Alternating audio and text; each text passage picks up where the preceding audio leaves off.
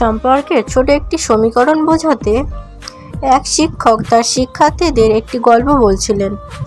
একবার একটি লঞ্চ দুর্ঘটনার কবলে পড়ল।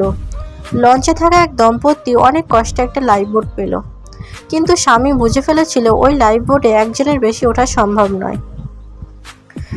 লোকটা তার স্ত্রীকে পেছনে ঠেলে দিয়ে নিজেই বোটটিতে উঠে পড়ল। ডুবন্ত লঞ্চে দাঁড়িয়ে থেকে মহিলা স্বামীর উদ্দেশ্যে একটাই মাত্র বাক্য চিৎকার করে বলেছিল। এটুকু বলে শিক্ষক একটু থামলেন, চারিদিকে তাকিয়ে ছাত্রদের প্রতিক্রিয়া বুঝতে চাইলেন। তোমাদের কি মনে হয় কি বলেছিল ওই মহিলা?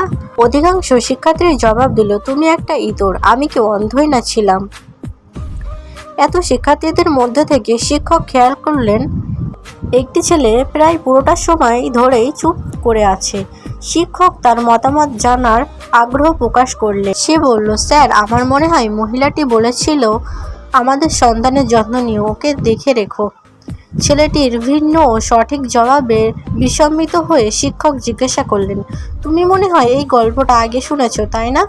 ছেলেটি মাথা নেড়ে উত্তর দিল, আমার মা অসুখে মারা যাওয়ার সময় বাবাকে এই কথাটাই বলেছিলেন।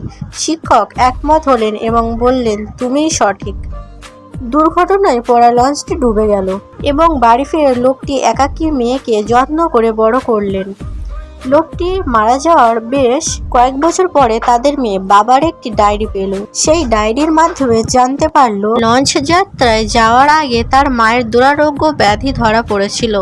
তাই জীবন মৃত্যুর এই চরম মুহূর্তে তার বাবা বাঁচার একমাত্র উপায়ের সদ্ব্যবহার করেছেন।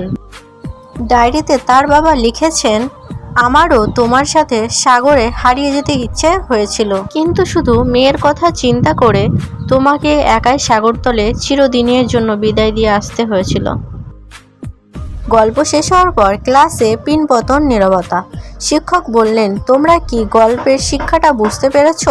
এই গল্পের শিক্ষা হলো, ভালো কিংবা খারাপ পৃথিবীতে সব কিছুর পিছনেই অনেক জটিলতা ও গোপন কিছু লুকিয়ে আছে, যা সবসময় উপর থেকে বোঝা যায় না। আমাদের কখনোই শুধুমাত্র উপর থেকে দেখে বিচার করা উচিত নয়। অন্যকে ভালো মতো না বুঝে বিচার করে ফেলাটা বেশ বোকামি। যেসব বন্ধু খাবারের বিলটা সবসময় নিজেই দিতে চায়, তার টাকার পাহাড় আছে।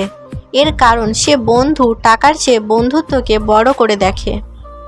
যেসব মানুষ আগেভাগেই কোনো কাজ করে ফেলেন, তার মানে তিনি বোকা নন, আসলে তার দায়িত্ব জ্ঞান রয়েছে। ঝগড়া বা বাগবিতণ্ডের পরে যারা আগে মাফ চেয়ে নেন, তার মানে তিনি ভুল ছিলেন এটাই নয়, বরং তিনি আশেপাশের মানুষকে মূল্যায়ন করেন।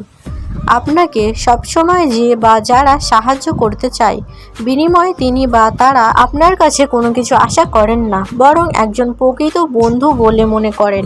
কেউ প্রায় আপনাকে ফোন বা ট্র্যাক্ট করার মানে এই নয় যে তার কোনো কাজ নেই, তিনি হয়তো আপনাকে মন থেকেই ভালোবাসেন। একটা সময় আমরা একে অপরের কাছ থেকে আলাদা হয়ে যাব, একদম আলাদা। চেনা মানুষগুলোর সাথে চাইলেও দেখা হবে না, কথা হবে না, কিন্তু আমাদের আচরণ ও ভালোবাসাগুলো মানুষের হৃদয়ে চিরস্থায়ীভাবে থেকে যাবে।